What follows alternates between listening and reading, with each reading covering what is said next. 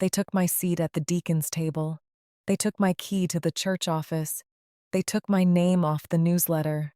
Quiet as that, like it had never been there at all. Then my own grandson stood up in front of 200 people. He called me a burden nobody wanted. I didn't blink. I didn't cry. I folded my hands in my lap. 3 weeks later, a 78-year-old deacon opened a brass box. It had been sealed since 1959. The whole church found out who actually owned the ground they were standing on. She's just a burden nobody here wants. Dominic Hollis said it loud, loud enough for the choir loft to hear. He pointed one finger straight at me, his own grandmother. I was standing there in my blue Sunday dress, a casserole dish still warm in my hands, 23 years old, tie loosened, grinning like he'd said something clever. Nobody laughed, nobody moved either. My son Trent stood 2 feet away. He said nothing at all. That was its own kind of answer. I set the casserole dish down.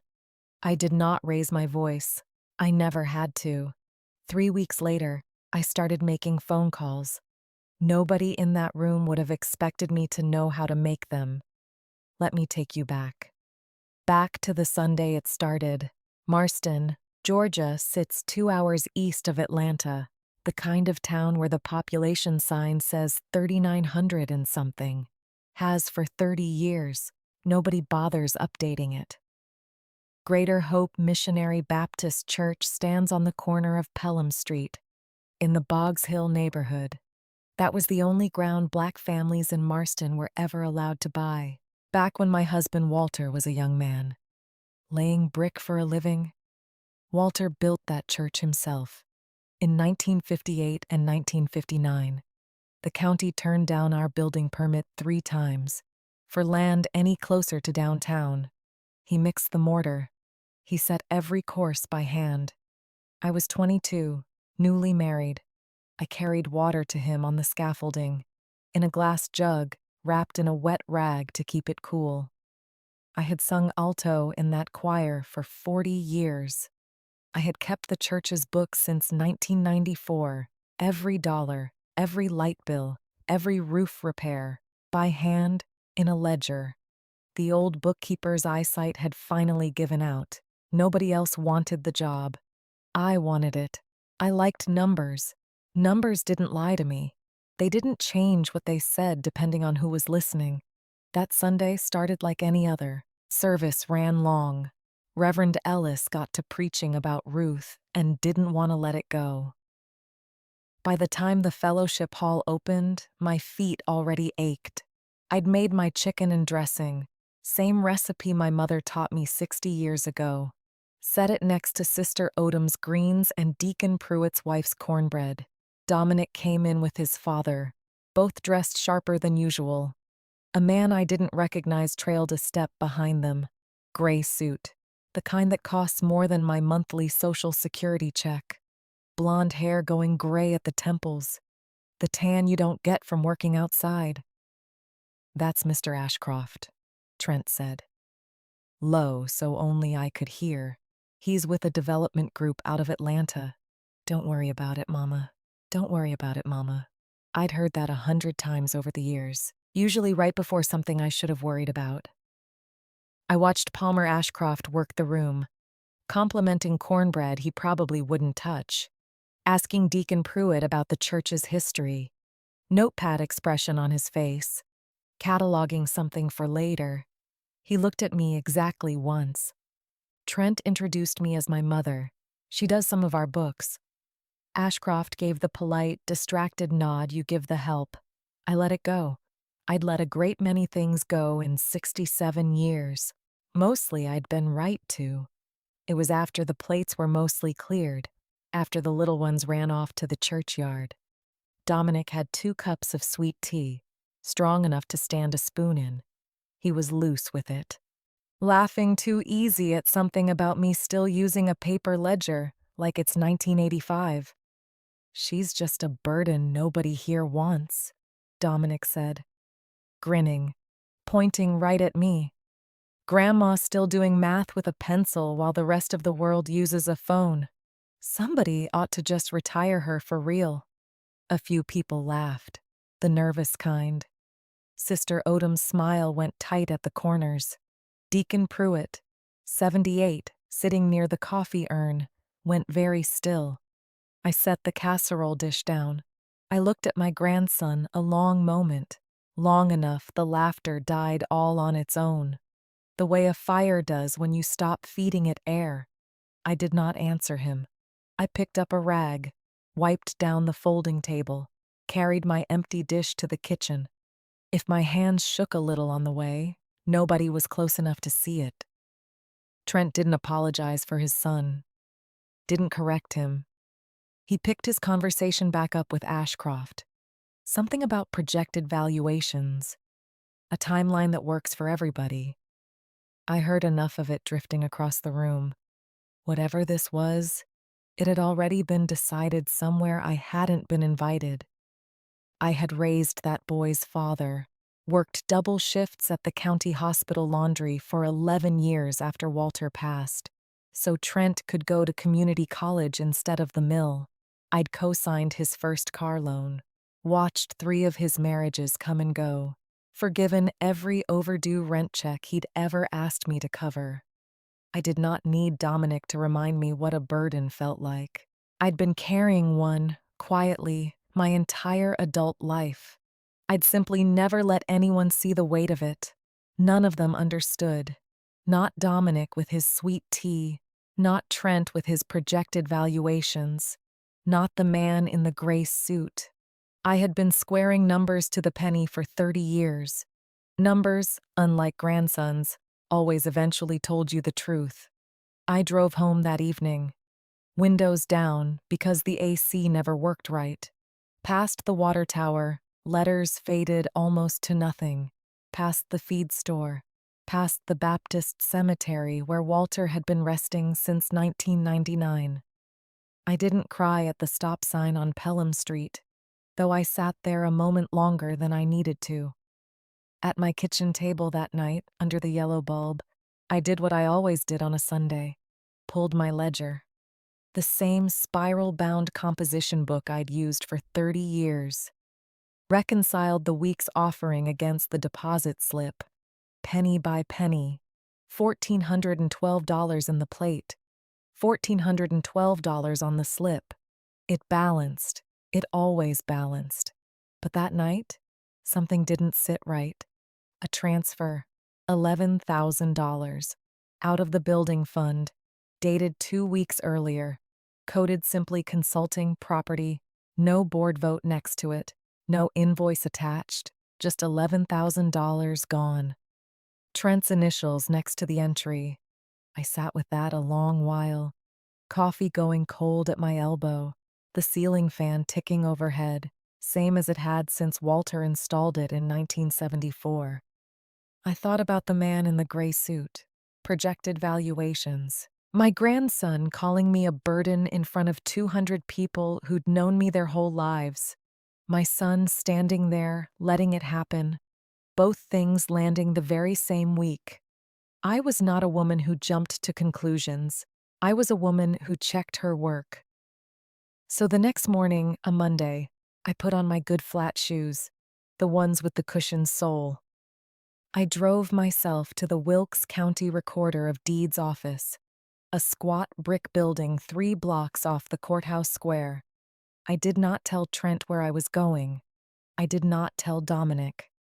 I told the clerk, a young woman named Brittany, I needed the deed record for the Pelham Street parcel, corner lot, the one with the church on it.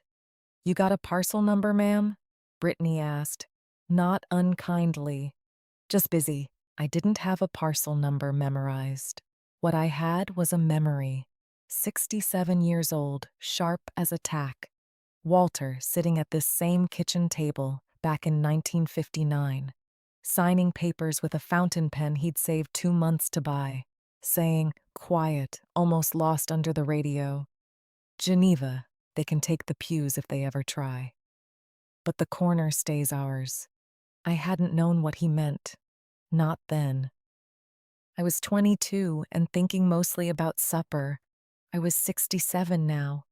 I thought I might be about to find out. Brittany typed the address into an old computer. It hummed like it was thinking hard about the question. After a minute, the screen filled with a scanned image. Brown at the edges. Ink faded to soft brown black.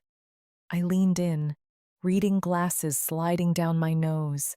Grantee, the document said, in typewritten letters from another era. Geneva R. Hollis. Not the church, not Trent, not any board or trust. Me. Recorded, the stamp said, October 14th, 1959. The church itself hadn't been formally incorporated until 1965.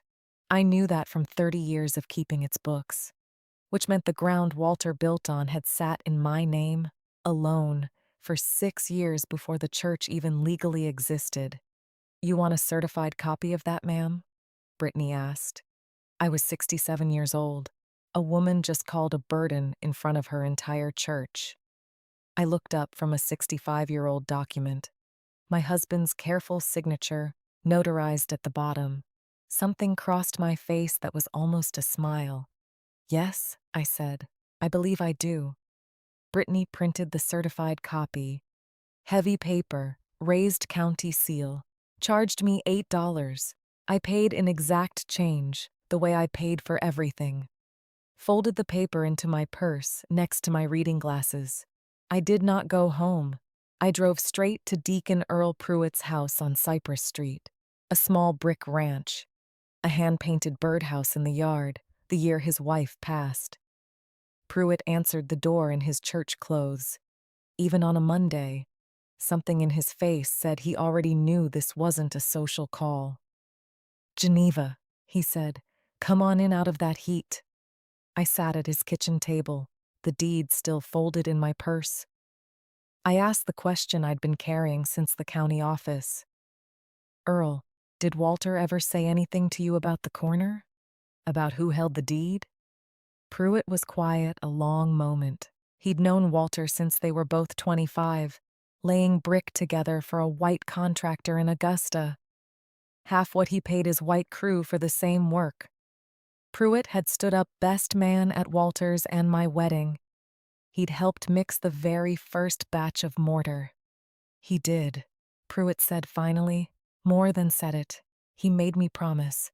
He got up, slow on his knees, walked to a hallway closet, came back carrying a small brass box, dented at one corner, a keyhole older than I was myself. This came out of the church cornerstone, Pruitt said, setting it on the table. The one behind the pulpit wall. Everybody thinks it's just decorative. Walter mortared this box inside it himself. Back in '59. Made me swear on my mother's Bible I wouldn't open it. Wouldn't tell a living soul what was in it. Not unless somebody tried to sell that corner out from under you. You've had this for how long? Since the week before he passed. 1999. 40 years, near about, since he sealed it. 25 since he handed me the key. And you never opened it. Geneva. Pruitt looked at me steady. I gave Walter Hollis my word. I don't break my word for weather. I sure don't break it for a Sunday dinner insult. Even one as ugly as what that boy said to you. Something in my chest loosened, just slightly. It had been clenched tight since Dominic pointed his finger. Somebody's trying to sell the corner, Earl, I said quietly. I told him what I'd found. The $11,000. The man in the gray suit. Trent's initials next to a transfer nobody voted on. Pruitt's jaw tightened. Then it's time, he said. But not yet. Not till we know the whole shape of it. Walter always said, don't show your hand till you know what's on the table. We didn't open the box that day. Agreed it deserved to come out at the right moment, in front of the right people. Not spent quietly in a kitchen where only the two of us would ever know. I went home. Didn't sleep well. Kept thinking about Walter's voice. 65 years gone, still sitting right there in my ear. They can take the pews if they ever try.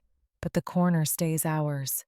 2 days later, my granddaughter Camille called. Camille was 26, Trent's daughter from his second marriage, the only grandchild who still called every Sunday just to talk. No agenda, no ask. She worked as a paralegal in Augusta, never once, in my memory, said an unkind word to me. "Grandma," Camille said, voice tight, "I need to ask you something. I need you to not get upset. Camille, baby, I've been called a burden by your cousin in front of the whole congregation. I don't think there's much left to upset me today." A pause on the line. "I was helping my dad move boxes out of the garage last weekend," Camille said. "Found a folder. Real estate stuff. Maps. What kind of maps? Zoning maps. County plat maps. Grandma, the corner, your corner, the church, it's already marked. Colored in orange. There's a label on it. Says pending acquisition." I sat down slowly. "Pending acquisition?" I repeated. "The map's dated 8 months ago, Grandma. 8 months. They've been planning this a long time before anybody said a word to you. 8 months." I did the arithmetic, the same way I reconciled a ledger, one number against another till the truth came clear.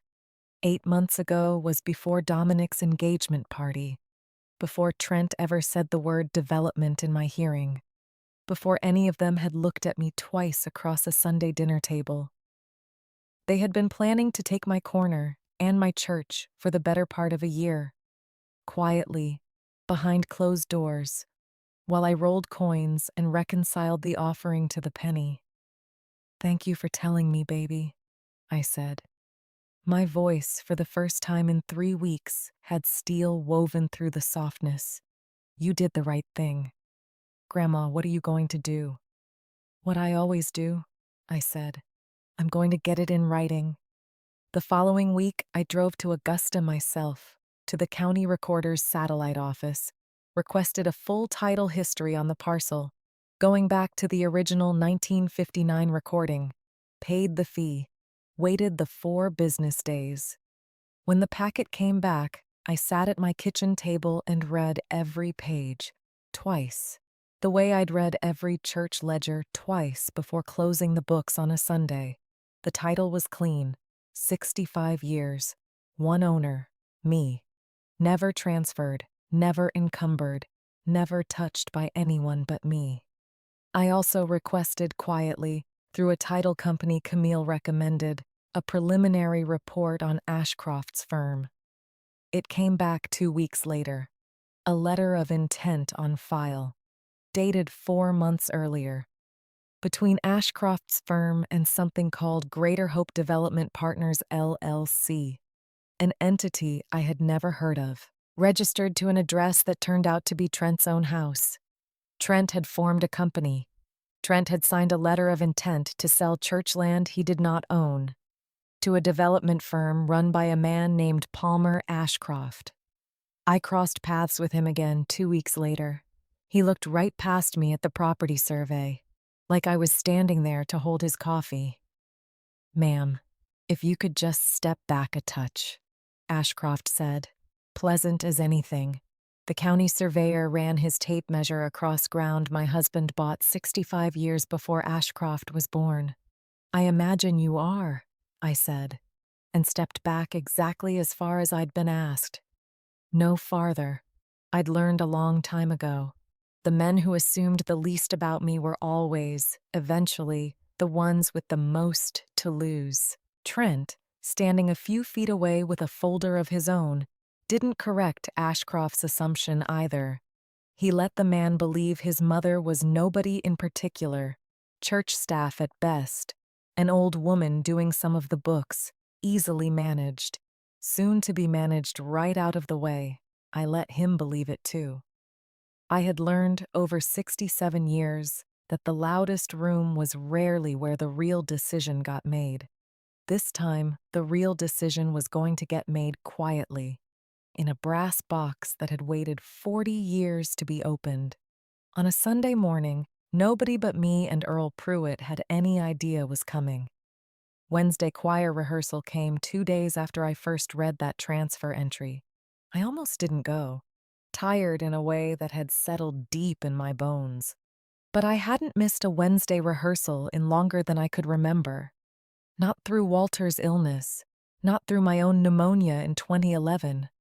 I wasn't about to let a grandson's cruel remark break a 40-year streak. The choir room smelled the way it always had. Hymnals and old carpet. Coffee brewing in the corner. I took my place in the second row. Same spot I'd held since 1984. Let my voice settle into the harmony the way water settles into a familiar riverbed. Lord, I need you, we sang. Every hour I need you. Nobody mentioned the fellowship hall. Nobody needed to. When rehearsal ended, Sister Odom lingered a moment at my elbow. That grandbaby of yours, Odom said. Careful, he's got a mouth on him lately. He does, I agreed. You want me to have a word? I've known that boy since he was in diapers. I could still put the fear of the Lord in him. I almost smiled. I appreciate it, Odom, but I believe I've got this one handled my own way. Odom studied me a moment. You always do, Geneva Hollis. You always have. Deacon Pruitt walked me out to my Buick that same evening, parking lot lights buzzing faintly overhead. You're carrying something heavier than a grandson's rudeness, he said. I've known you too long not to see it. I found something in the ledger, I admitted. Money moving where it shouldn't. Pruitt's face didn't change much. His eyes sharpened. How much? $11,000, I said, coded to consulting. No vote behind it. He was quiet a long moment. Cicadas loud in the dark hedges. Walter always said trouble in this church would come from inside it before it ever came from outside. He was right, I said. You come to me the minute you need me, Pruitt said. Whatever this is, I will, Earl. I said. Meant it. Drove home under more stars than a bigger town ever gets to see. The guardianship papers came on a Thursday.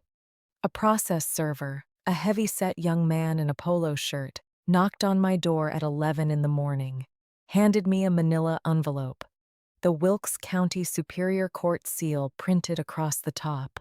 Sorry, ma'am, he said. Just doing my job. I thanked him. My mother raised me to thank people even when the news was bad. I carried the envelope inside, set it on my kitchen table, looked at it a long while before I opened it. Petition for appointment of guardian, the first page said.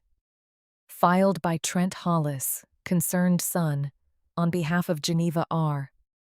Hollis, an aging individual believed to be suffering diminished capacity. Diminished capacity. I read it 3 times. The petition cited confusion regarding financial matters. It cited recent erratic behavior at church functions. It cited a pattern of memory lapses observed by multiple family members. It asked the court to grant Trent full authority over my finances, my property, my medical decisions. I was 67 years old. I'd balanced the church's books to the penny every week for 30 years, never once short. I sat at my kitchen table and read a legal document accusing me of not being able to manage my own affairs.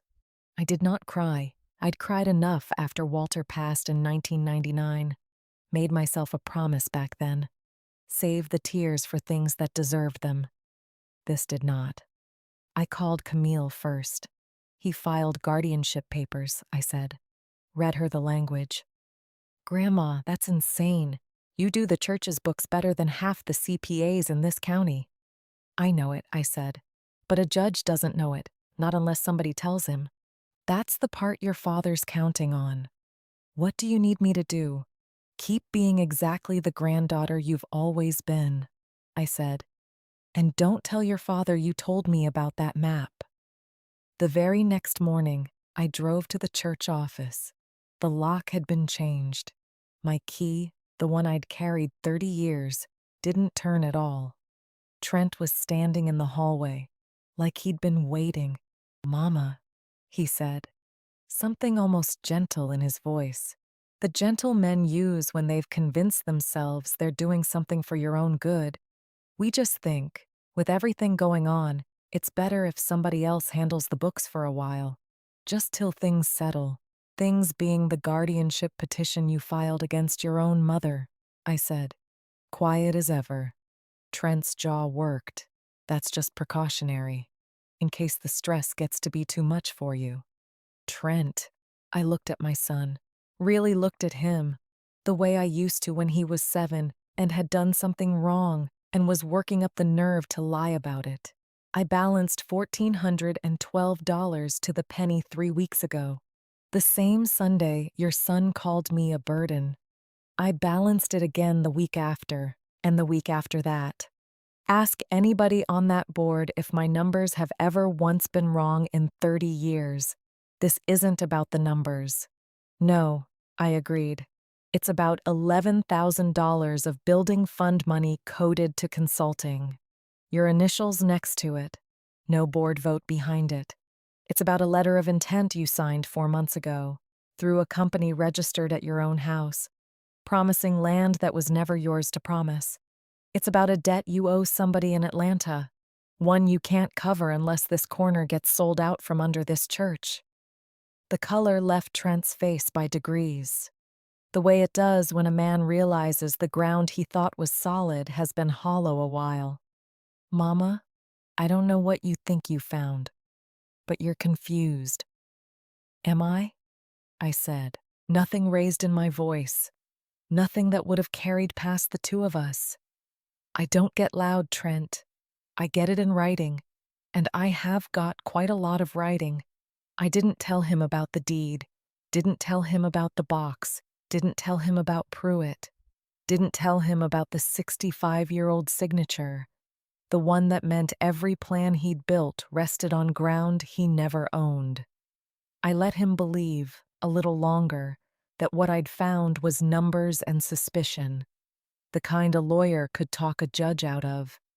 I went home, called the number on a business card Camille had given me weeks earlier, an elder law attorney in Augusta named Diane Castello.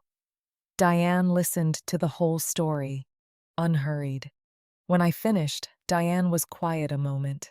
Mrs. Hollis, she said, I'm going to ask you to bring me every piece of paper you have. The deed, the title report, the ledger entries, the petition, all of it. What your son has done isn't just cruel. Filing a false guardianship petition to gain control of assets he intends to sell fraudulently, that's not a family dispute anymore. That's fraud. Possibly elder financial abuse. If that letter of intent holds up, it may be criminal. I don't want my son in prison, I said quietly. I want my church protected. I want the truth said out loud, one time, in front of the people who were there when my grandson called me a burden. After that, whatever happens to Trent is between him and the law. Then let's build you a case that does exactly that, Diane said, quietly, correctly, all at once. Over the next 2 weeks, I became, in Diane's words, the best client I've had in 15 years. I didn't need to be told twice to keep a record of anything. Every canceled check from 30 years of bookkeeping sat sorted in labeled envelopes, in a filing cabinet in my spare room. Bank statements, the certified deed, the title history. Thanks to Camille, a photograph of the zoning map, pending acquisition, written across my own church in orange marker. Diane filed a response to the guardianship petition within the week, attached a full independent evaluation, found me competent beyond any reasonable question, sent quiet formal notice to Trent's attorney. The church's true title holder was aware of an undisclosed letter of intent, reserved all rights. Trent's attorney called Diane's office the next day. Rattled, Diane didn't return the call for 2 full days, on purpose. At Greater Hope, Trent scheduled a special congregational meeting, 3rd Sunday of the following month, right after morning service. The church bulletin called it an exciting opportunity for Greater Hope's future. Pruitt showed me the bulletin, his thumb resting on that phrase like he needed to hold it down. "Third Sunday," Pruitt said. "That's when he means to do it. Present the sale like it's settled. Get the congregation excited before anybody asks hard questions. Then that's when we answer him," I said. "You sure about the timing? Once that box opens, there's no closing it back up." I thought of my husband, 39 years gone, sealing a promise into a cornerstone he built with his own hands. For a day exactly like this one. Walter didn't seal that box so it could sit closed forever, I said. He sealed it so it would be there the one time it mattered most. I believe this is that time. I requested, that same week, a full independent audit of the building fund, 3 years back, conducted by an accountant with no ties to Marston, no ties to anyone in the congregation. Hosea Whitfield, the board chairman, approved it without hesitation, though he asked me, gently, if I was certain. Once that audit's done, Geneva, there's no putting it back in the drawer. That's precisely why I want it, I said. I don't intend to stand up in front of this congregation with nothing but my own word and a dented brass box. I want a stranger's signature saying exactly what happened to this church's money. The accountant, a careful young woman named Priscilla Doss, spent 4 days going through statements, found exactly what I suspected: the $11,000 transfer, the missing authorization, and something subtler, a pattern of small discretionary withdrawals, 18 months of them, nearly $4,000 additional dollars, all authorized by Trent alone, never disclosed to the board. He didn't break any rule outright, Doss told me. Not with the smaller amounts. Treasurers get some discretion, but $4,000 over 18 months, never mentioned once, alongside an $11,000 transfer with no vote at all. That's not discretion anymore, Mrs. Hollis. That's a pattern. I read the report twice, signed my name at the bottom, the same steady signature that had signed 30 years of church ledgers. 2 Sundays before the meeting, Trent invited me to dinner. I almost didn't go. Camille told me later she'd half expected me to say no. Wouldn't have blamed me one bit. But I had spent 67 years showing up to rooms where people underestimated me. I'd never once found that walking away taught anybody anything. I wore my navy dress, small pearl buttons, brought a pound cake. You do not walk into your son's house empty-handed, no matter what he's filed against you in a county courthouse. Dominic was there, along with his mother, Renata, who'd never much cared for me. The table was set nice. Cloth napkins, the good plates, the kind of dinner Trent only threw when he wanted something. "Grandma," Dominic said, not quite meeting my eyes. I wanted to say. About what I said at church, I didn't mean nothing by it. Was just talk. The closest thing to an apology he'd offered me in 23 years. I accepted it the way I accepted most things now.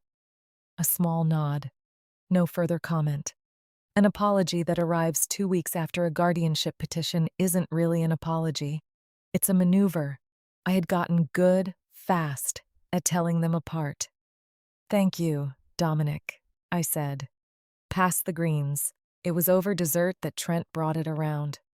"Mama, I want you to hear me out on the church thing before Sunday," he said, setting his fork down carefully. Rehearsed. Ashcroft's group, they're not trying to take anything from anybody. They're offering the congregation a brand new facility, bigger, better parking. All they need is the corner lot to make the numbers work. Everybody wins. Everybody, I repeated. The church gets a new building, free and clear. The congregation grows.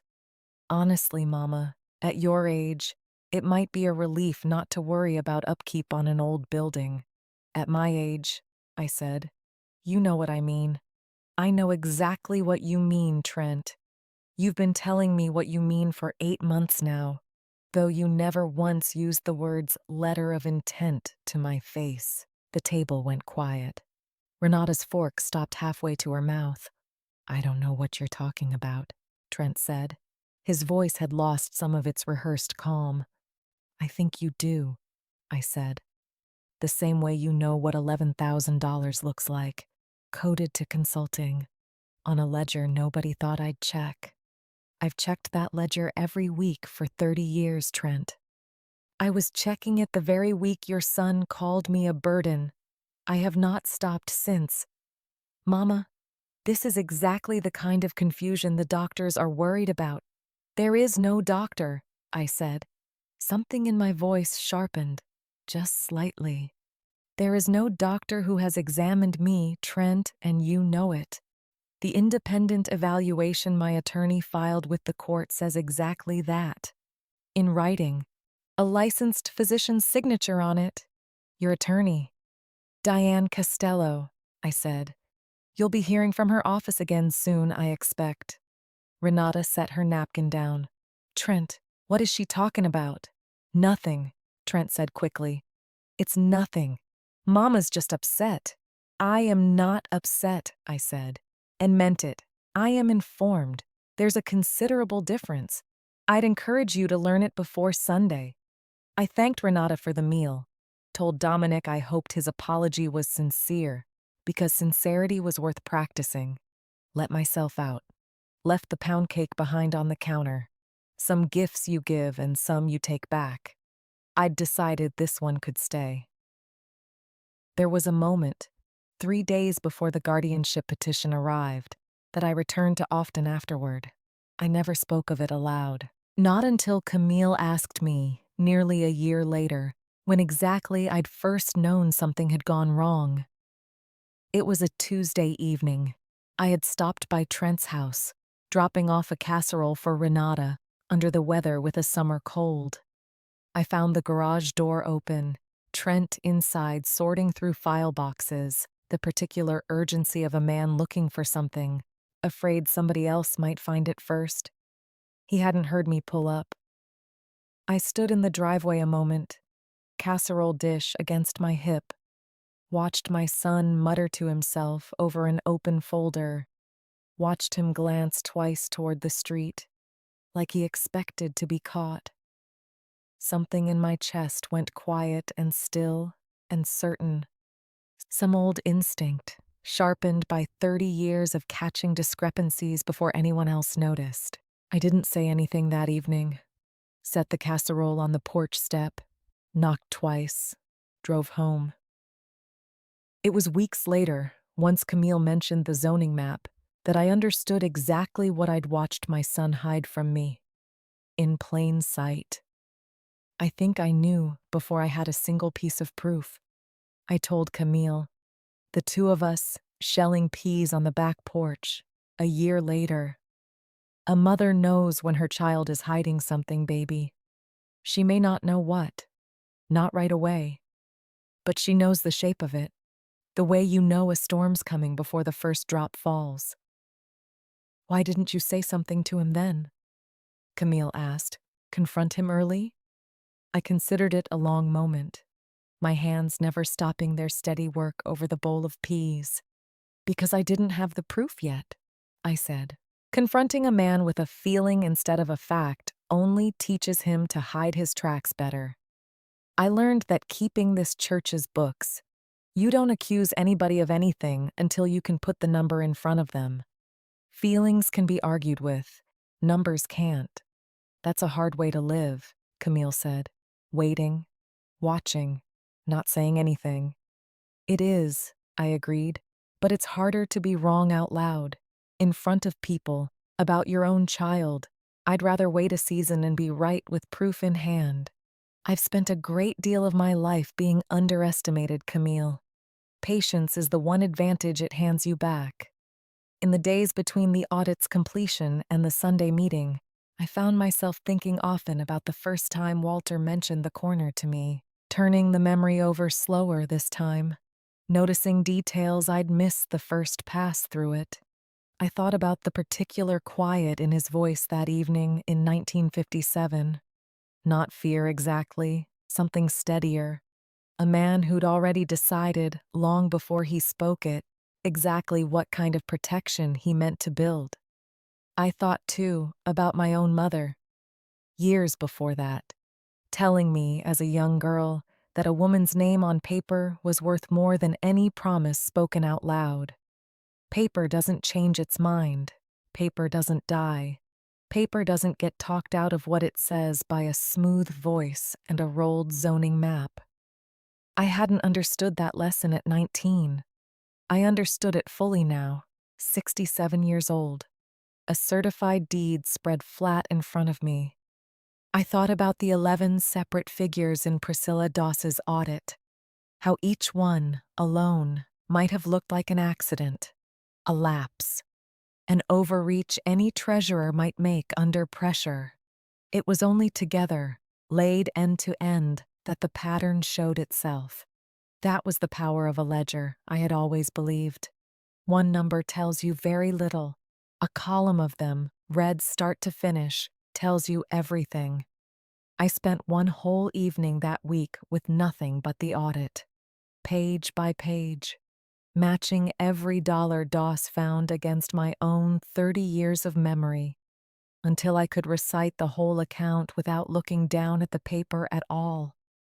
Not because Diane required it, because I had never once walked into an important room without knowing my own case, as well as I knew my own name. The following week, I sat down with a man named Sergeant Delacroix Boone, before he was ever formally assigned the case, over coffee at the diner on Main Street, told him, in plain terms, exactly what I suspected, and exactly what I didn't yet know for certain. Boone was a heavy-set man in his 50s, a native of Wilkes County himself, grew up 2 streets over from Boggs Hill, had known the Hollis name his whole life, mostly from church suppers. "I want to be careful here, ma'am," Boone told me, setting down his coffee. "I can't open an official file off a conversation at a diner, but I can tell you, unofficially, if even half of what you're describing is accurate, you're looking at wire fraud at minimum." "I'm not asking you to open a file today," I said. "I'm asking you to be ready to, once the deed comes out Sunday." Boone studied me a long moment. "You're planning quite a Sunday, Mrs. Hollis." "I've been planning it 65 years," I said. "I just didn't know the date till a few weeks ago." He laughed at that, short, surprised. Told me before I left that he'd make sure his supervisor knew to expect a call, whichever way Sunday went. Camille, for her part, spent that same week doing something of her own, quietly, without telling me until it was already finished. She drove to the courthouse on her lunch break, 3 days running, pulled every public filing connected to Greater Hope Development Partners, LLC, cross-referenced them against the letter of intent Diane already had. What she found and brought to my kitchen table that Thursday evening was a second entity, registered only 6 weeks earlier, called Pelham Corner Holdings, Palmer Ashcroft's own name listed as a managing member, right alongside Trent's. They were already forming a company to hold the property, Camille said, spreading the filing across the table. "Grandma, this wasn't just a proposal for the board. They'd already built the structure to receive it.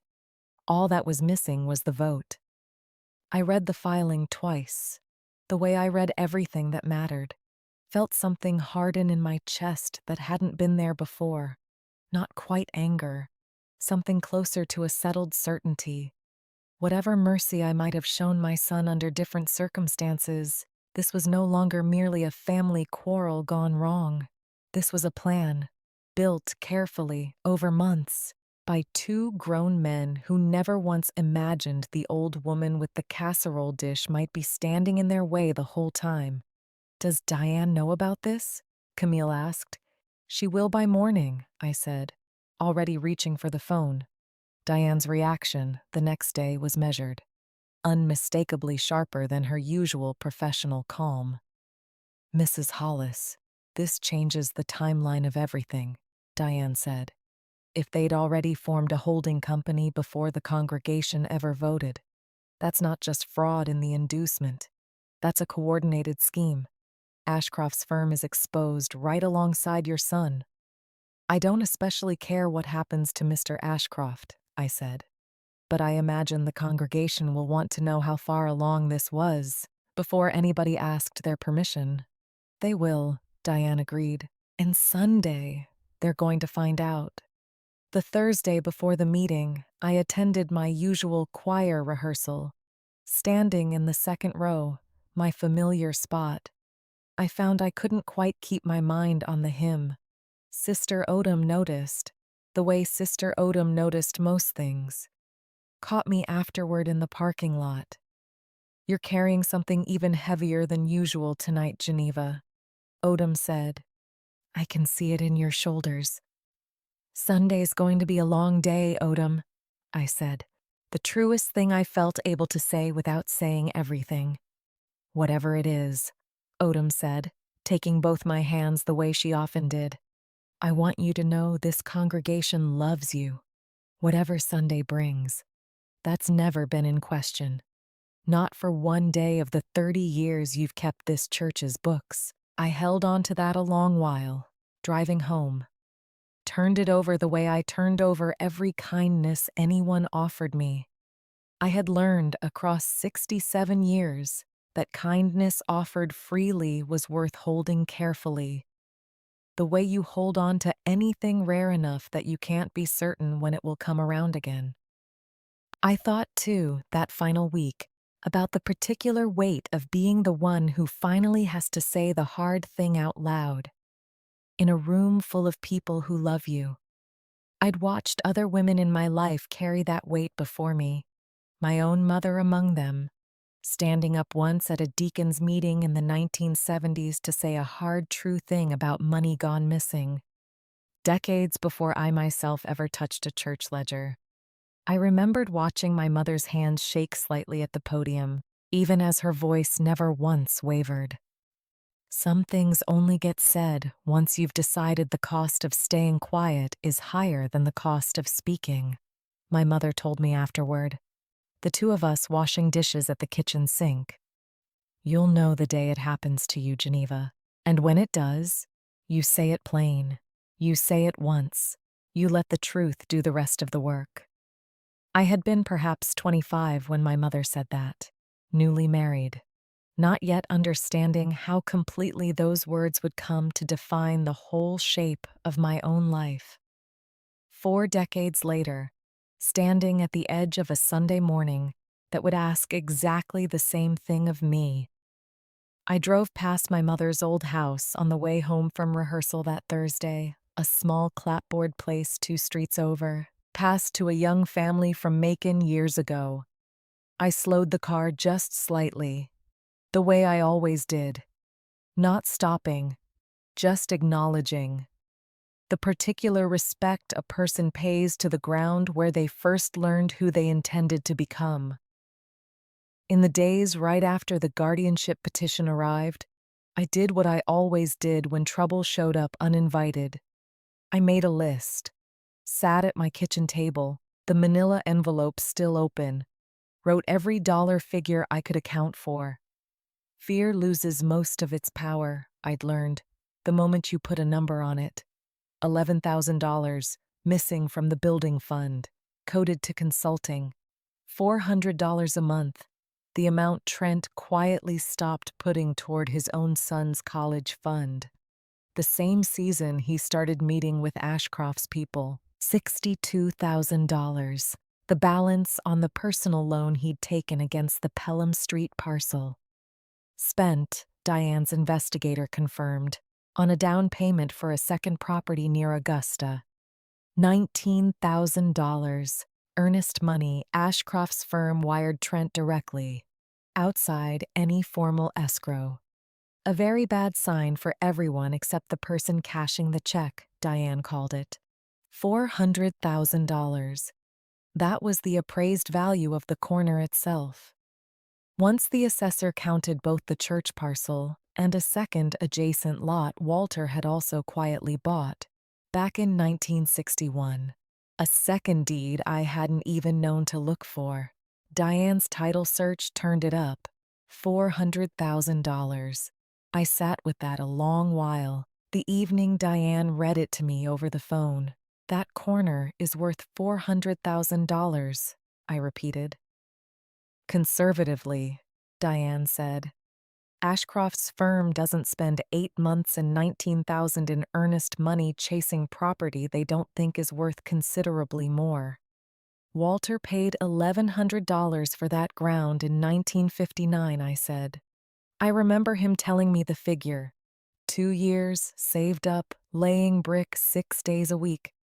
And it's worth nearly 400 times that today, Diane said. That's not luck, Mrs. Hollis. That's 65 years of a black family holding onto land nobody expected them to keep. I thought, more than once that week, about the very first time Walter mentioned the corner to me at all.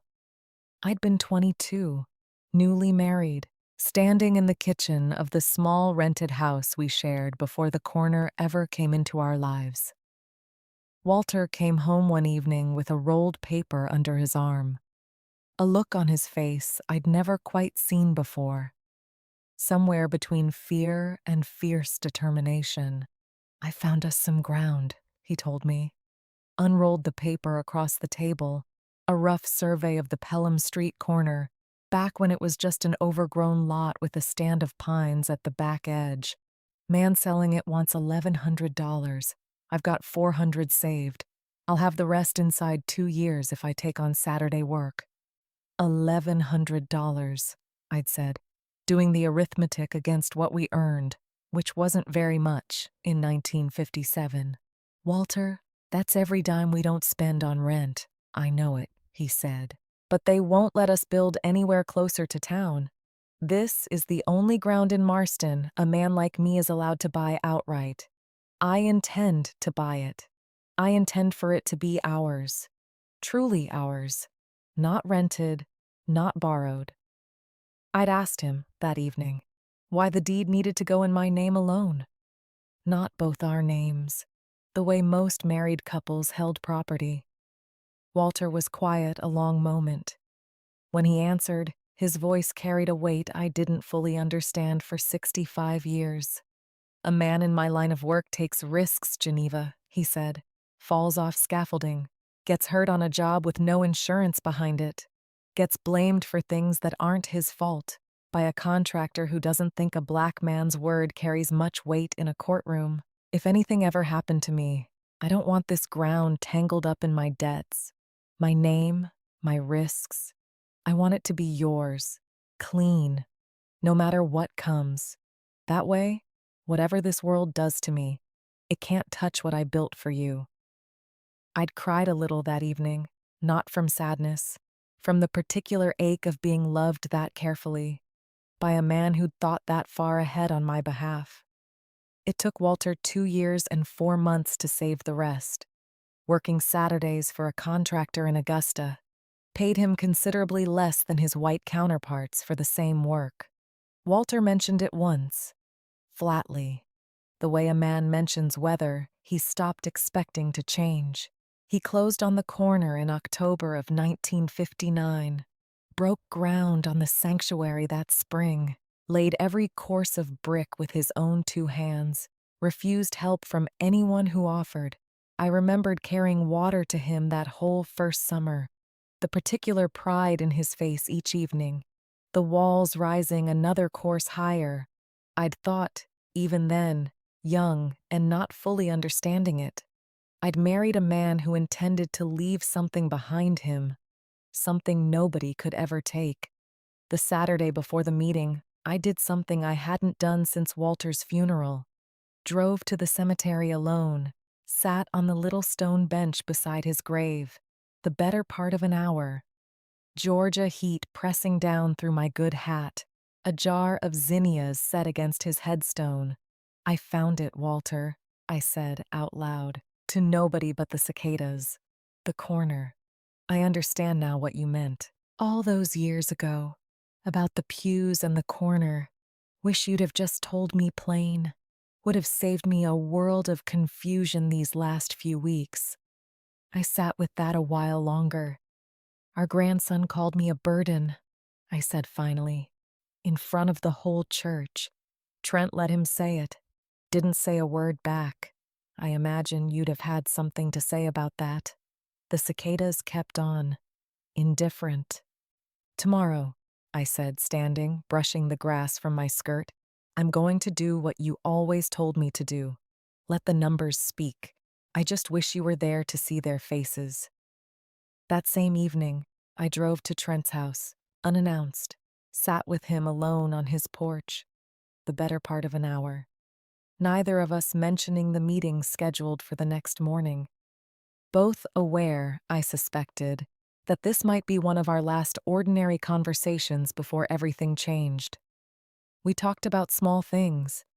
Dominic as a boy, the summer he'd caught every firefly in Boggs Hill in a mason jar I still kept on my windowsill. Walter, and the way he used to hum while he worked. Always the same 3 or 4 hymns, never varying the order. Neither of us said the word deed. Neither said fraud. When I rose to leave, Trent walked me to my car, stood with his hand on the door before I could close it. Whatever happens tomorrow, Mama, he said, I want you to know I never stopped loving you. I know that's going to sound hollow tomorrow, but it's true. I made choices I shouldn't have. I let Dominic say things I should have corrected on the spot. I looked at my son a long moment, porch light catching the gray at his temples. I know it, Trent, I said finally. Meant it. Love was never the question between us. The question is whether love excuses what you did. I think you already know, in your own heart, it doesn't. Tomorrow isn't about whether I love you. It's about whether this family, this church, gets to keep standing on ground that's actually ours. I drove home with the windows down, arrived at my own driveway feeling lighter than I had in weeks.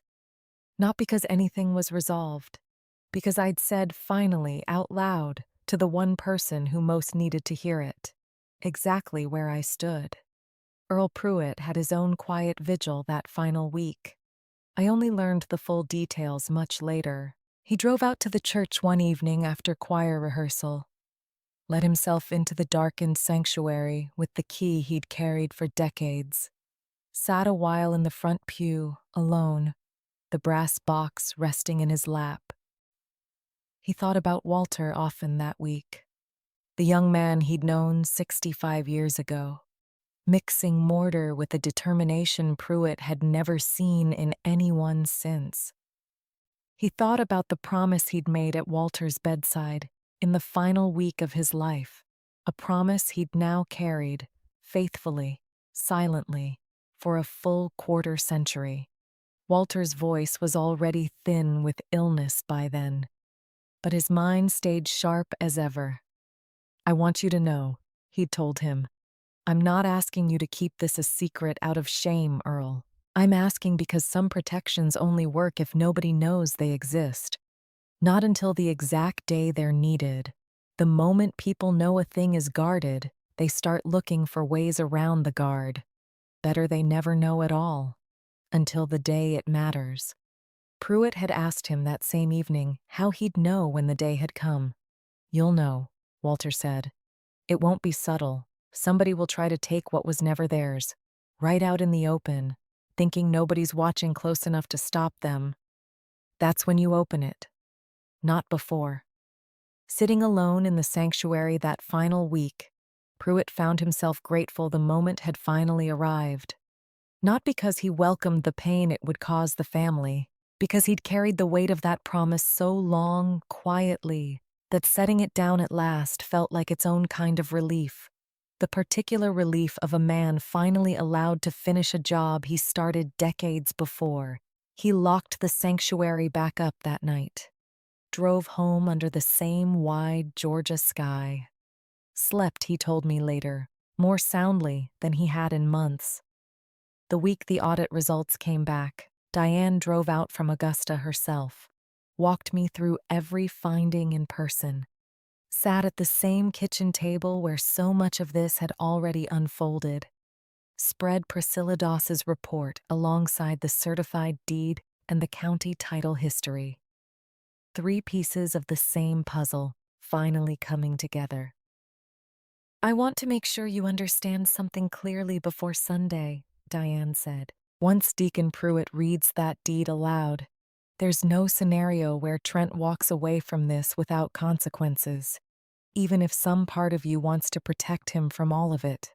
The moment that deed becomes part of the public record, the fraud exposure is real.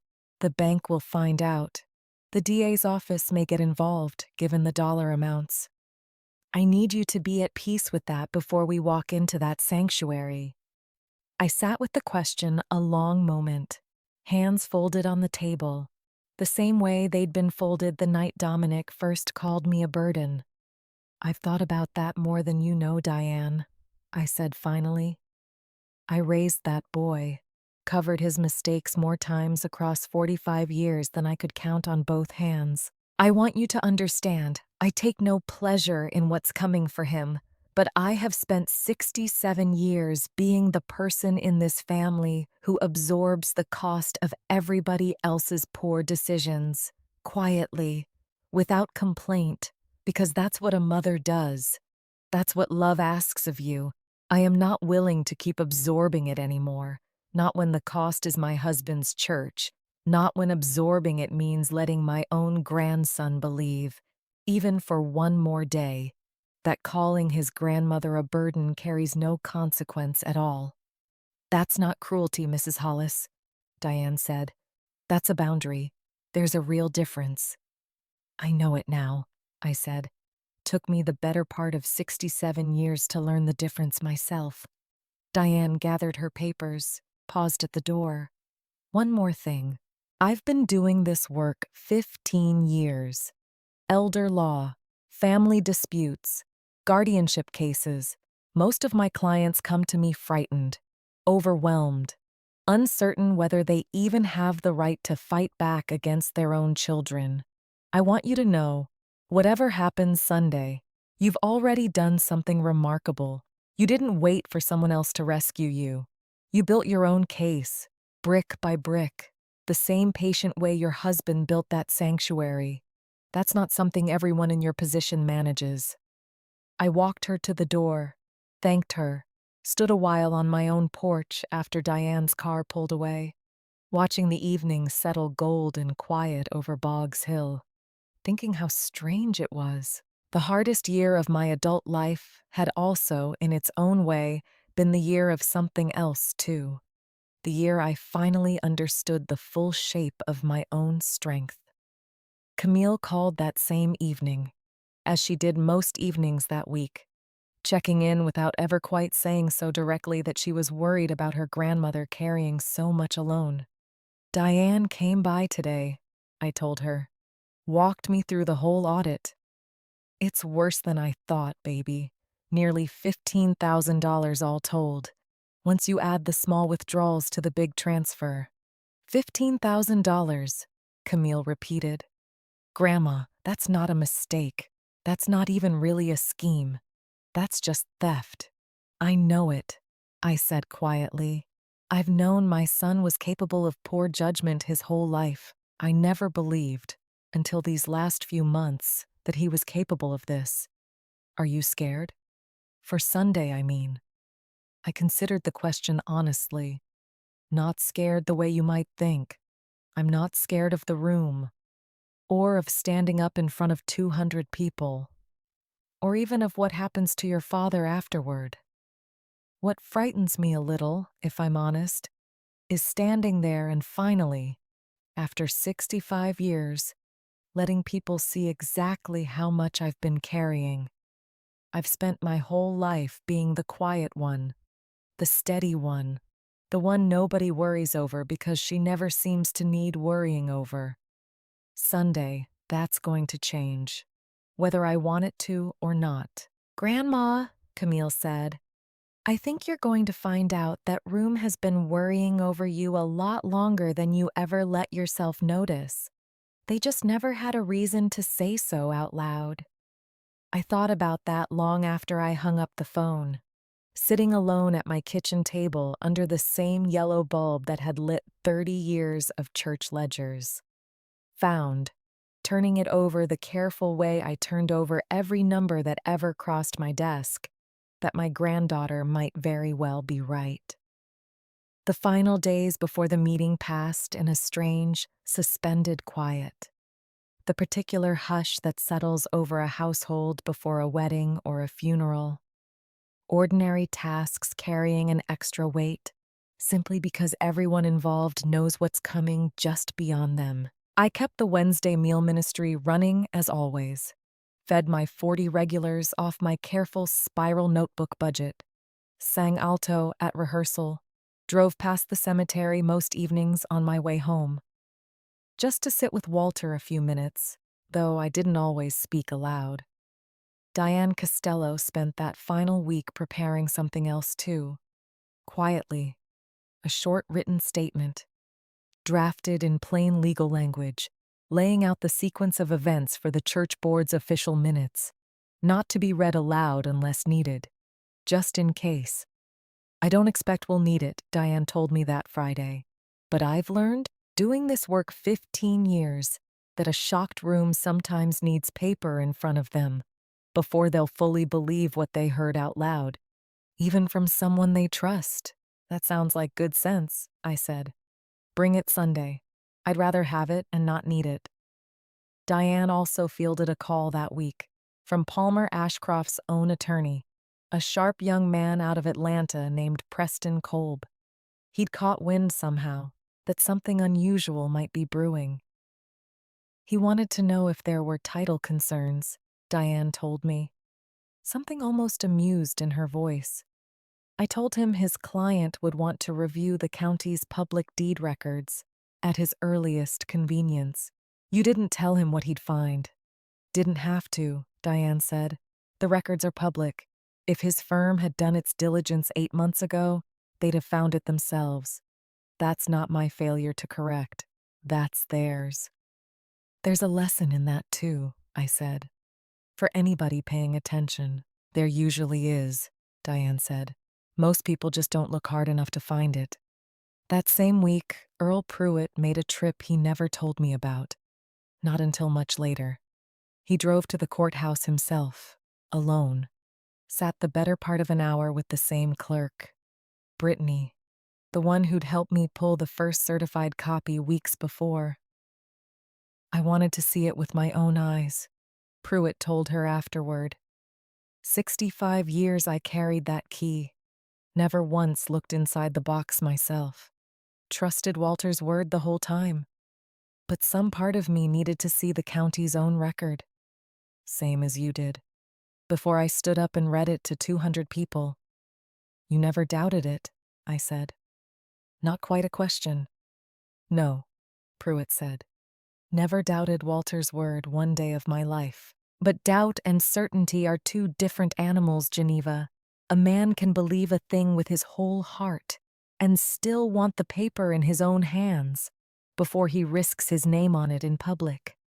I understand that, I said. I've spent 30 years believing numbers right up until I checked them myself. Pruitt smiled at that. First real smile I'd seen from him in weeks. Then we're cut from the same cloth, you and I. Walter picked well, on both counts. The Saturday morning before the meeting, Camille drove out early, before either of us expected her. Found me already awake, sitting on the back porch, a cup of coffee going cold beside me, watching the light come up slow over the garden. Couldn't sleep either? Camille asked, settling into the chair beside me. Been up since 4, I admitted, running the numbers in my head. The way I used to run hymn lyrics before a solo, making sure I'd have them exactly right. You don't need notes, Grandma. You've never needed notes for anything. I know it, I said. But tomorrow isn't just numbers, baby. Tomorrow is my whole life, laid out in front of 200 people who've known me my entire time on this earth. I want to get it right. Not for myself, for your great-grandfather. He waited 65 years for this exact morning. I don't intend to waste one word of it. Camille reached over and took my hand, the early light catching the small gold band I still wore. 65 years since Walter first placed it there. You're not going to waste it, Grandma, Camille said. You never have. The final Saturday night, before the longer talk on his porch the next evening, I did something I hadn't planned. I drove to Trent's house, unannounced, a covered dish in hand. Found him alone on the porch. The dish was more excuse than gift. I stood at the bottom of his steps a long while, neither of us speaking. You look tired, Mama, Trent said finally. I am tired, I said. Tired in a way sleep doesn't fix. He nodded, didn't ask me to explain. Some part of him, I suspected, already understood exactly what kind of tired I meant, even if neither of us was ready yet to say the word deed out loud. I drove home that night thinking about the particular loneliness of carrying a truth this large. A lawyer, a deacon, a granddaughter not yet 27. That was the whole circle who knew. I thought about how much easier it might have been in some ways to simply let Trent have the corner, let the sale go through, let the guardianship petition run its course, and quietly, wearily, get dismissed on its own. But I thought, too, every time that easier path crossed my mind, of Walter on that scaffolding 65 years ago. 2 years of Saturdays, making certain his wife would never again depend on anyone's mercy for solid ground beneath her feet. I thought of the particular betrayal in my grandson's careless word. Burden, spoken in the very sanctuary built to ensure I never would be one. I understood, turning it over one final time, that the easier path had never really been available to me. Not once I understood what was truly at stake. Some kinds of silence cost you nothing. Some kinds cost you everything you were ever meant to protect. I dressed slowly that final morning, more care than usual with small details, the clasp of my pearl earrings, the set of my collar, not out of vanity. A woman about to be tested benefits from feeling put together on the outside, whatever storm might be waiting once I walked out my own front door. I ate a light breakfast, toast, and a soft boiled egg. The same breakfast I'd eaten most Sunday mornings for 30 years. A person faces the largest days better on a full stomach and a familiar routine. I washed my single dish, dried it, set it back exactly where it belonged. Small comfort in the plain, ordinary act of it. Just before Hosea Whitfield called the meeting to order, Renata leaned across Trent to whisper something to Dominic. I caught fragments of it. Just let your father handle it. I understood in that small, overheard moment that even Renata carried some private unease. Dominic nodded at his mother, kept glancing back toward the third pew, toward me. Something in his face I couldn't quite read. Sister Odom, seated near the middle of the sanctuary, felt something charge the air even before Trent finished his opening remarks, gripped her own hymnal a little tighter than the moment required. Some old instinct told her this would be worth remembering, in every detail, for the rest of her life. She glanced toward me, caught my calm, steady profile, felt something settle in her own chest. Reverend Ellis, seated behind the pulpit, watched the room the way a shepherd counts his flock, sensing the way pastors sense these things, that whatever came next would shape this church's memory for a generation. Dominic, beside his father, felt his own stomach tighten. He didn't fully understand why. Some inherited instinct, recognizing something before his mind could catch up. The grandmother he'd mocked was about to become the most important person in the room. Sunday morning came in hot and bright, the kind of Georgia July morning where the air outside the church doors feels thick enough to chew. I woke before my alarm, the way I always did on the mornings that mattered most.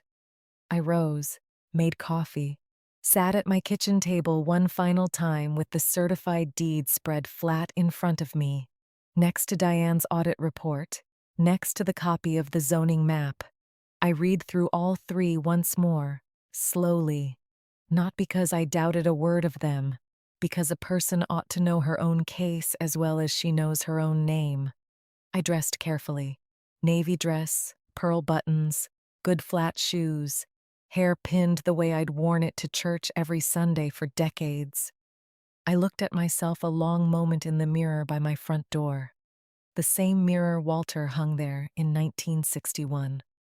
Looking back at me was not an old woman about to be pitied. It was a woman who'd spent 67 years quietly preparing for exactly this single morning.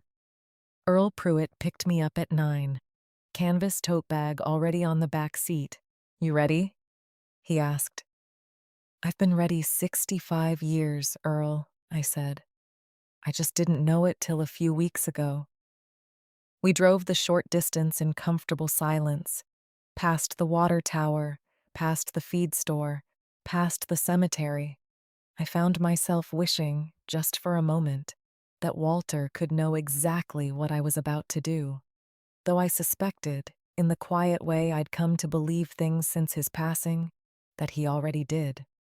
I thought, sitting there, of the particular cruelty in my grandson's chosen word, burden, spoken in the very room his own great-grandfather built, so his family would never have to depend on anyone's permission for a single thing that mattered.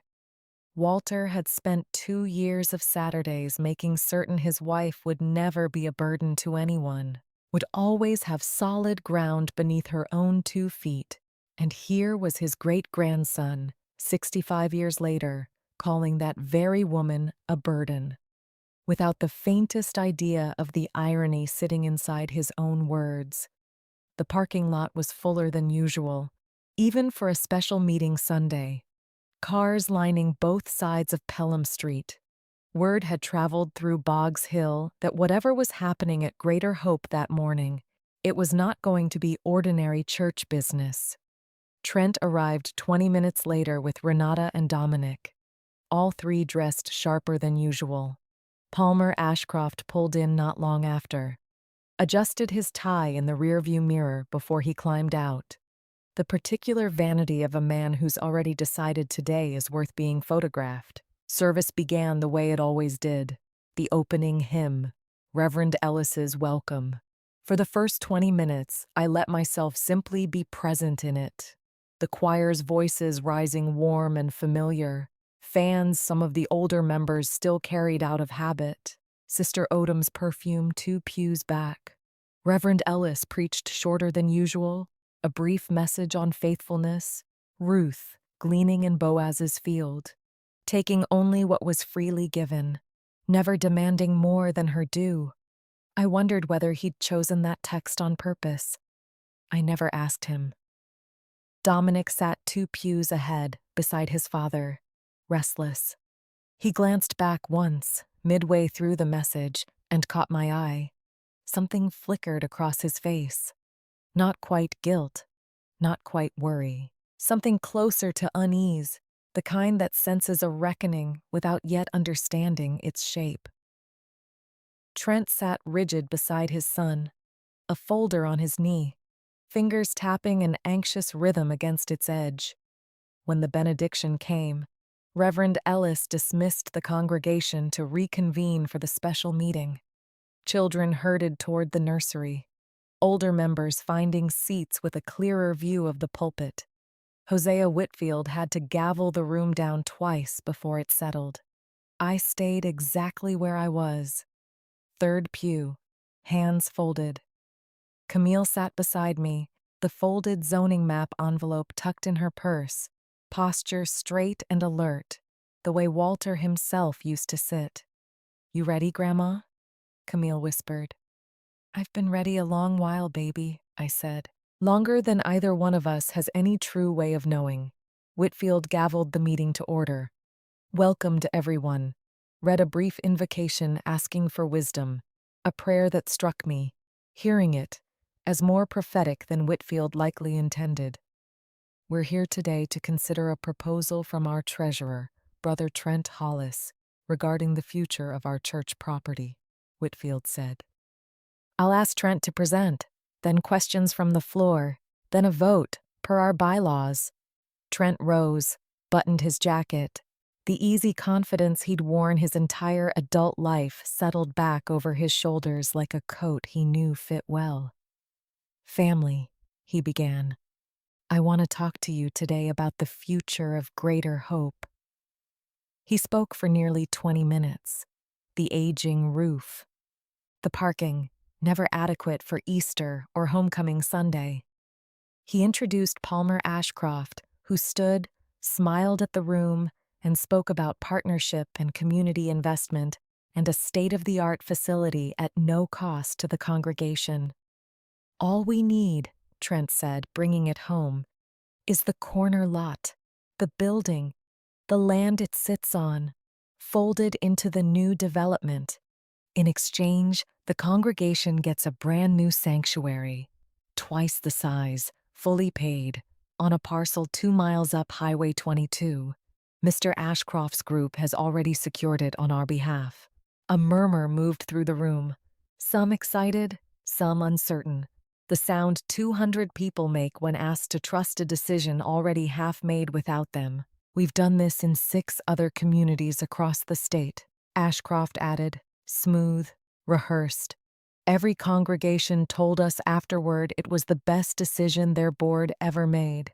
I understand change is difficult, but what we're offering is not a loss. It's an upgrade. A young mother near the back asked about the construction timeline. Ashcroft answered, citing a completion date 18 months out. Contingent, he said, on clearing a few final title matters. He said it casually. Most of the room let it pass. I did not let it pass. I sat with that phrase. Final title matters. Turned it over the way I turned over every figure that crossed my ledger. Felt something settle in my chest. Not fear. A clarifying calm. The stillness I always felt just before a difficult number finally balanced. Deacon Pruitt, near the coffee urn, shifted the canvas bag against his leg. Caught my eye across the sanctuary. The smallest of nods. Not yet. Wait for the floor to open fully. An older gentleman near the front asked what would happen to the old building once the congregation moved. Whether it would simply be torn down. The site would be redeveloped, Trent said, choosing his words carefully now. Some retail, potentially some housing. It's a valuable piece of property. Honestly, keeping it as just a church building doesn't make the most of what it's actually worth. Camille's hand found mine, a small, steadying squeeze. I squeezed back once. Almost, that squeeze said. Almost time. Hosea Whitfield glanced around the sanctuary one final time. If there are no further questions, I'll entertain a motion to move to a vote. It was into that exact stillness, 200 people caught in the half second before a decision becomes irreversible, that Deacon Earl Pruitt finally rose. I have something, Pruitt said, that I believe the congregation needs to hear before anybody votes on anything. Hosea Whitfield nodded from beside the pulpit. The chair recognizes Deacon Pruitt. Trent's easy confidence flickered, just slightly, the way a candle flame moves when a door opens somewhere in the house. Go ahead, Earl, Trent said. I noted it with the small, clinical part of my mind, the part that had tracked every dollar of that church's money for 30 years. My son's voice had gone thin at the edges. Pruitt walked to the front. Slow on his knees, set the canvas bag on the small table beside the pulpit, reached in, lifted out the brass box, dented at one corner, the keyhole catching light from the tall windows. A hush moved through the room, the particular hush of 200 people realizing they're watching something they'll remember the rest of their lives. 40 years ago, Pruitt said, Walter Hollis, may he rest, handed me a key and a promise. He told me this box came out of our own cornerstone, sealed there the year he built this sanctuary with his own 2 hands. He made me swear I would not open it, would not speak of it, Unless someone ever tried to take the ground this church stands on away from the woman he trusted with it. He looked up.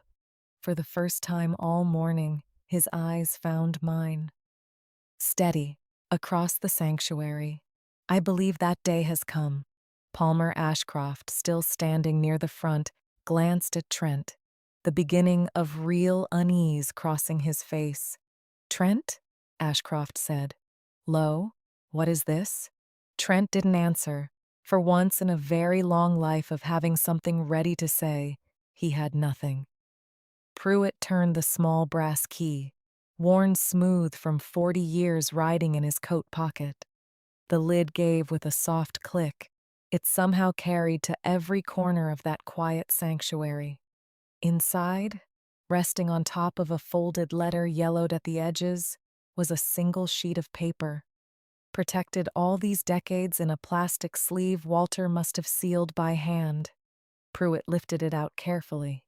The way you lift something that's waited a long time to be seen. "This," Pruitt said, "is a certified copy of a deed, recorded with Wilkes County on October the 14th, 1959. He held it up. Even from the back pews, people could see the raised county seal. "I'm going to read the grantee line," Pruitt said. "The line that says who this land legally belongs to. I want everybody in this room to listen close, because I believe some of you have been operating under a mistaken understanding of who owns the ground beneath your feet." He cleared his throat. "Grantee, Geneva R. Hollis." The words landed the way a stone lands in still water. First the small sound, then the widening rings after. For a moment, nobody moved. Then Sister Odom, near the middle of the sanctuary, said, quiet but clear enough to carry, "Lord have mercy." The recording predates this church's incorporation by 6 years, Pruitt continued, steady. Reading now from a second document Diane had mailed him that week for exactly this moment. "I've had this confirmed by an attorney and by the county recorder's office directly. The corner lot this sanctuary sits on has never belonged to Greater Hope Missionary Baptist Church as an institution, not for one single day since 1959. It has belonged this entire time to one woman, Geneva Hollis." He looked up at the congregation. "Which means the sale being proposed here today, the land Trent Hollis promised to Mr. Ashcroft's group, was never his to promise. It was never this board's to vote on. There is exactly one person in this room with the legal authority to decide what happens to this corner. She has been sitting in the third pew, right there, every single Sunday, for as long as most of you can remember. Every head in that sanctuary turned. I sat in my navy dress, pearl buttons, hands folded exactly as they'd been folded 3 weeks earlier, when my own grandson pointed a finger at me and called me a burden nobody wanted. I did not stand. I did not need to. 200 people had already turned, every single one of them, for the first time in longer than I could remember, seeing me clearly. "Mama," Trent said, voice cracking on the single syllable. "Mama, is that true?" "It's true," I said. My voice, when it came, was no louder than at any Wednesday choir rehearsal. "Your father bought that corner with wages he earned laying brick, for men who paid him half what they paid anybody with lighter skin, doing the same work. He built this sanctuary himself, with his own 2 hands. After the county turned this congregation away from every other piece of ground in town. When it was done, he put the deed in my name, alone. Told me, years before any of you were even born, they can take the pews if they ever try, but the corner stays ours." Palmer Ashcroft had gone very still. "Mr. Hollis," Ashcroft said, low and urgent, "you told my firm you held clear title through the church's board. You signed a letter of intent representing that." "I can produce that letter for the record," Pruitt said before Trent could answer. along with a title report showing $11,000 transferred from this church's building fund into an account Trent Hollis controlled. No board authorization, coded falsely as consulting expense. A sound moved through the congregation, no longer a hush, something closer to a low, rolling murmur. 200 people doing arithmetic together, in real time. The same arithmetic I had been doing alone at my kitchen table for weeks. "There's more," said a voice from the third row. Camille stood, an envelope in her hand, her voice shaking only slightly. "I have a copy of a county zoning map, dated 8 months ago, already marking this parcel pending acquisition. Months before my father ever mentioned a word of this to the board, or to my grandmother, or to anybody in this congregation. Whatever this was, it was decided a long time before today's vote." Trent stood at the front of the sanctuary, in the very spot where he'd confidently promised his family a brand new future not 15 minutes earlier. He had nothing left to promise anyone. "Mama," he said again, quieter now, almost pleading. "I can explain." "I imagine you can," I said. "Diane Costello, my attorney, would be glad to hear it. So, I expect, would the district attorney. You filed a letter of intent for property you didn't own. You took $11,000 without authorization from a church building fund. That might amount to something serious under Georgia law." Palmer Ashcroft was already moving toward the side door, phone in hand. The particular urgency of a man calculating how fast he needed to get his firm's name away from whatever was unfolding in that sanctuary. "Mr. Ashcroft." My voice stopped him mid-stride, calm as it had ever been. "Before you go, I'd ask that your firm withdraw any filing referencing this parcel, formally, in writing, by the end of this week. I understand your negotiator told my son, quote, 'My mother's old, she'll come around, she always does.' I'd like the record to reflect that I have, in fact, come around, just not the direction any of you were counting on." The room was silent a long moment. Then, from somewhere near the back, Deacon Pruitt began, very quietly, to clap. The sound moved through the sanctuary the way a hymn moves, one voice joining another. Not loud, not triumphant exactly, steady, the particular sound a community makes when it finally recognizes all at once that it's been standing next to something remarkable for 30 years, without ever once looking directly at it.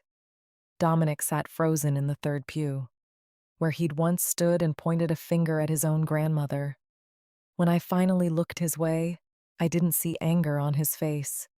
I saw something closer to shame, the kind that arrives only after a person understands fully exactly what they'd been standing next to and calling worthless. Hosea Whitfield cleared his throat, brought the room gently back to order. "In light of what's been presented," he said, "I move that today's proposed sale be tabled indefinitely, pending full review by Church Council and by Mrs. Hollis, who I believe we all now understand holds sole legal authority over this property." The motion passed without a single dissenting voice, not even, in the end, Trent's own. Trent Hollis, standing alone at the front of a sanctuary his father had built with his own hands, had nothing left to object with. Sister Odom found me in the church parking lot after everyone else had finally gone home that Sunday. The sanctuary dark behind us, the last cars pulling out onto Pelham Street, one by one. "I don't know how you carried that for 65 years, Geneva Hollis," Odom said, still shaking her head slightly. "I truly don't." "I had help," I said. "Walter built the box. Earl kept the key. I just kept living." "That's not nothing," Odom said. "That's not nothing at all." I drove home alone that evening, windows down, past the water tower, past the feed store, past the cemetery, where I'd sat only 2 days earlier asking Walter a question he'd finally, fully answered. I didn't stop that night. Some part of me felt I'd said everything that needed saying already. At my own kitchen table, under the same yellow bulb, I pulled out my ledger one final time that week. Pure habit more than necessity. Reconciled a week's worth of small household expenses, the way I always did on a Sunday night. It balanced, the way it always did. I sat with that a long moment, alone in my kitchen, 67 years old. A woman who had just stood without raising her voice at the center of the biggest reckoning her family and her church had ever witnessed. What I felt most, more than vindication, more than relief, was simply tired. The good kind of tired. The kind that comes after carrying something a very long time. Finally, at last, getting to set it down. I thought of Walter's voice one more time before I turned off the kitchen light. They can take the pews if they ever try, but the corner stays ours. We kept it, I said quietly to the empty room, just like you asked me to. Then I climbed the stairs to bed, the house settling around me the way it always did. I slept for the first time in 3 weeks, all the way through the night. In the morning, I woke to ordinary light, made my coffee, ate my toast and my soft-boiled egg, reached out of habit for my spiral notebook, turned to a fresh page. The numbers waiting for me that Monday looked exactly the way they always had. Small, steady, honest, mine to keep, same as they'd been the day before and the day before that, stretching back 30 years. Now, at long last, stretching forward with nothing left hidden behind them at all. The weeks that followed moved fast. The way water moves fast once it finds the crack in a dam it's been pressing against a long time. Diane filed formal notice with the county the following Tuesday. Established my clear title. Requested any pending zoning applications on the parcel be withdrawn immediately. Ashcroft's firm complied within the week. Quietly. No press release. No phone call to Trent, who found out his development partner had abandoned him the same way he'd built the whole scheme. Through paperwork nobody bothered to explain to him. The bank that financed Trent's personal loan moved almost as fast. A loan officer named Curtis Beale called Trent's cell one Thursday afternoon, told him the collateral securing his loan was invalid. The full balance was due. The matter had been referred to the bank's fraud unit, given the nature of the misrepresentation. Camille told me about that call 3 days later, over Sunday dinner at my own kitchen table, sharing a pound cake that hadn't gone to waste after all. "He's a wreck, Grandma," Camille said. "Renata's talking about leaving. Dominic won't answer his phone." "I imagine he's got a great deal to sit with," I said. No satisfaction in my voice. Only the plain, tired honesty of a woman who never wanted her son destroyed, only stopped. The guardianship petition was dismissed the following month, without a hearing. Diane submitted the competency evaluation alongside a motion documenting the fraudulent basis of the filing. The judge, a woman named Patricia Overby, found no credible evidence of diminished capacity. That's what her order said. She added one more line. Diane read it aloud with something close to relish. The court found it notable that the petitioner's own financial conduct raises considerably greater concern. The district attorney's office opened a formal inquiry into the $11,000, into the letter of intent. I was interviewed once, briefly, by an investigator named Sergeant Delacroix Boone. Heavy-set, kind face, careful notes. "I don't want him in prison," I told Boone. Same thing I'd told Diane weeks earlier. I want it made right. I want the church protected. I want it clear, on the record, that I was never confused about a single dollar of this. "Ma'am," Boone said, closing his notebook, "nobody in this county is confused about that anymore." Trent wasn't charged criminally in the end. Surprised some in the congregation. didn't surprise me at all. The district attorney was a cautious man named Roy Fentress, up for re-election that fall. He decided restitution and a civil settlement served better than a trial. Against a lifelong local family, Trent was ordered to repay the $11,000 in full, with interest, over 18 months. He resigned, without being asked, from his position as board treasurer. The house Trent and Renata had bought 2 years earlier went up for sale within the season. It had been financed partly on the strength of the called loan. Renata moved to Augusta near her sister. Dominic was 23 now. Suddenly, without the easy inheritance he'd always assumed would simply arrive for him one day. He moved into a small apartment above the hardware store on Main Street.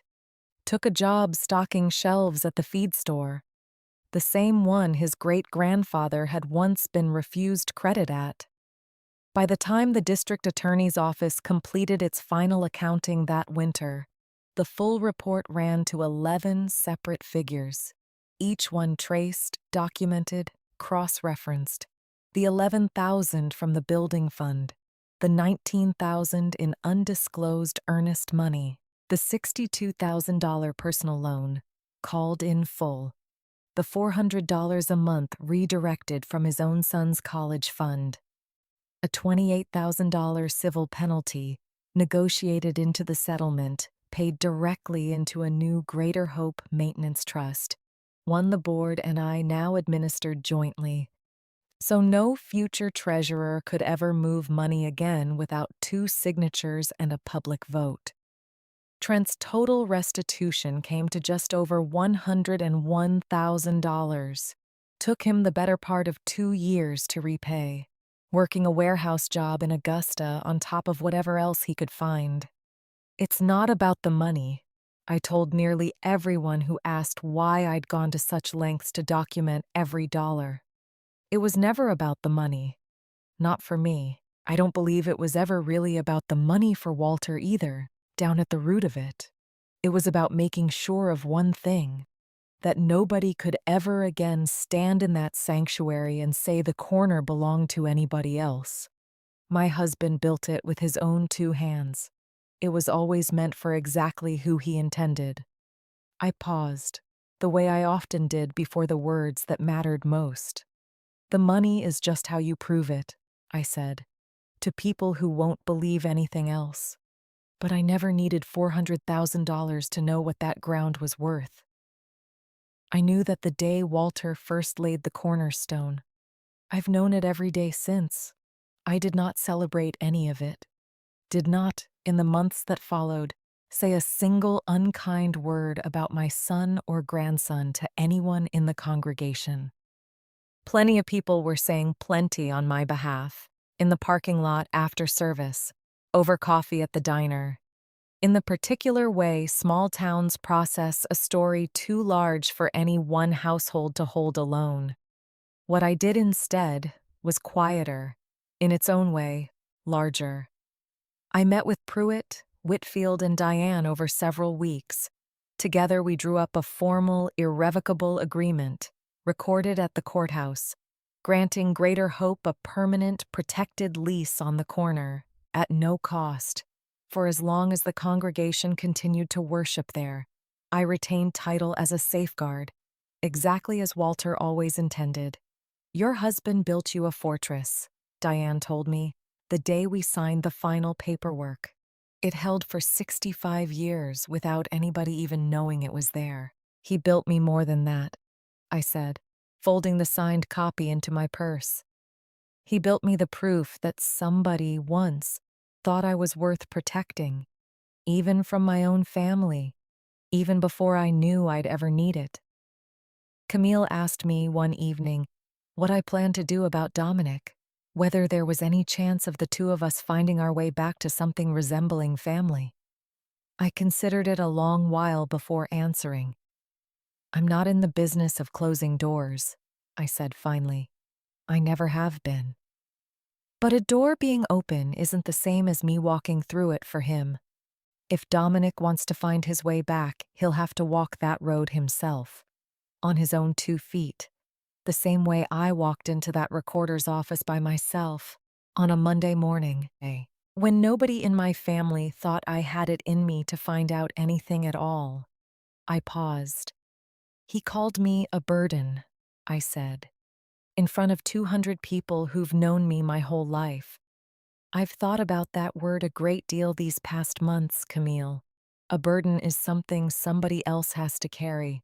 I have never, not one single day of my 67 years, needed anybody to carry me. I raised his father alone after Walter passed.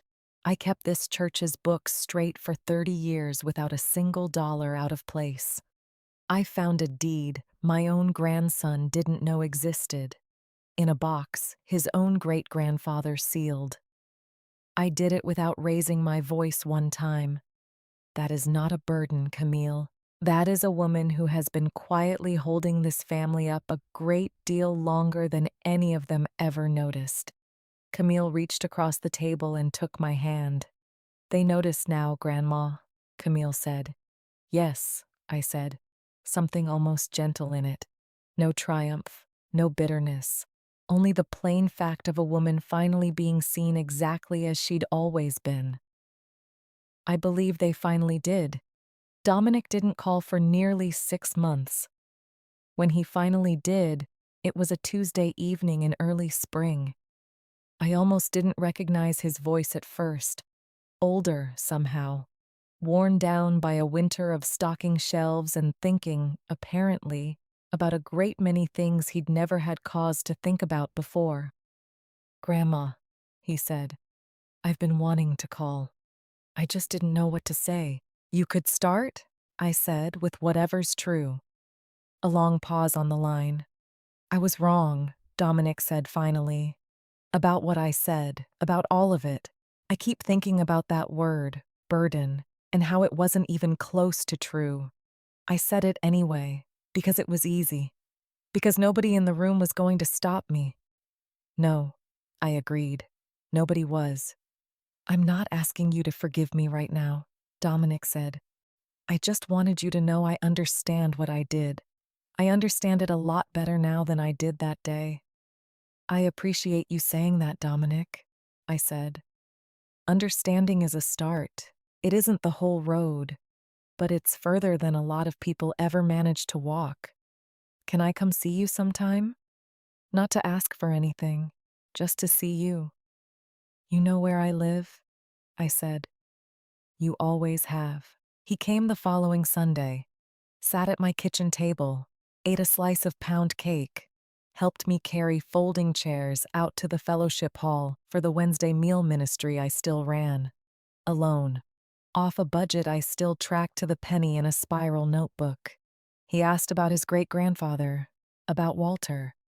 What kind of man built a whole sanctuary with his own hands, and never once told his wife why? Why he'd put my name, alone, on the deed underneath it. I considered it with the same careful attention I gave everything.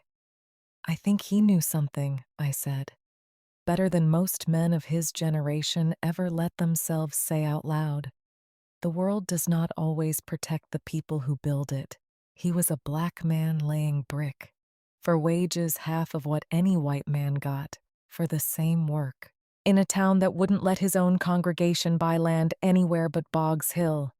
He knew what it was to be told your labor mattered and your name didn't. I believe he made sure of one thing. Whatever else happened, my name would matter. On paper. Forever. Whether anybody else in this family ever noticed it or not. Dominic was quiet a long time. They didn't notice, he said finally. Not for 65 years, not until you made them. No, I said. They didn't. But Dominic, I want you to hear something. I want you to carry it a long time after you leave my kitchen today. I never once needed anybody to notice. I knew what I carried. I knew what I was worth. On the day of that dinner, and every day before it. Being unseen never made me small. It only ever meant the people looking weren't looking hard enough. I let that settle. The ceiling fan ticking overhead, same as it had since Walter installed it in 1974. The day you find yourself in a room, I said, looking at somebody quiet, somebody older, somebody the world's decided isn't worth a second glance. I want you to remember exactly how wrong you were about your own grandmother. Look harder next time. That's the whole lesson if there is one. Dominic nodded. For the first time since he was a very small boy, he reached across the table and took my hand, the same steady hand that had rolled coins, reconciled offerings, turned a 65-year-old key in a courthouse computer, the same hand that had held, quietly, without a single complaint, the full weight of a family and a church and a promise, for longer than any of them had ever bothered to ask.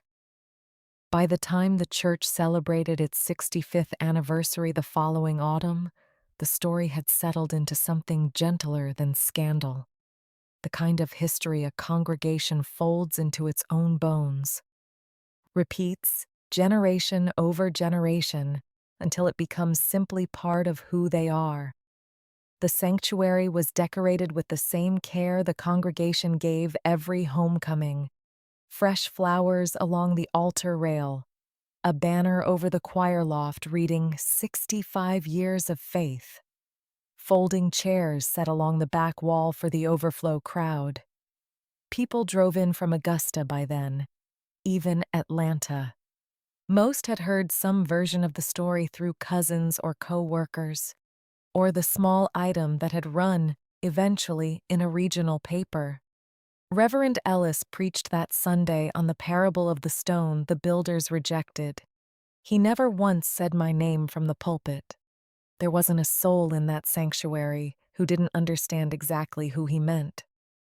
I sat in my usual pew, third one from the front.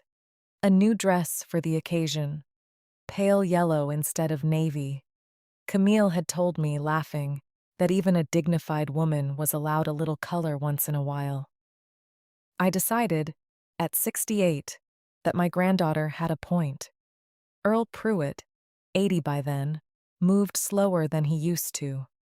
Still carried himself to the coffee urn every Sunday morning like it was his personal duty. Still wore a collared shirt every single day of his life. Church day or not, he and I had grown, in the aftermath of everything, into something like old, comfortable partners. Two people who'd guarded a promise together and found, on the other side of it, that we trusted each other with nearly everything else too. We played dominoes Thursday evenings now, at his kitchen table or mine.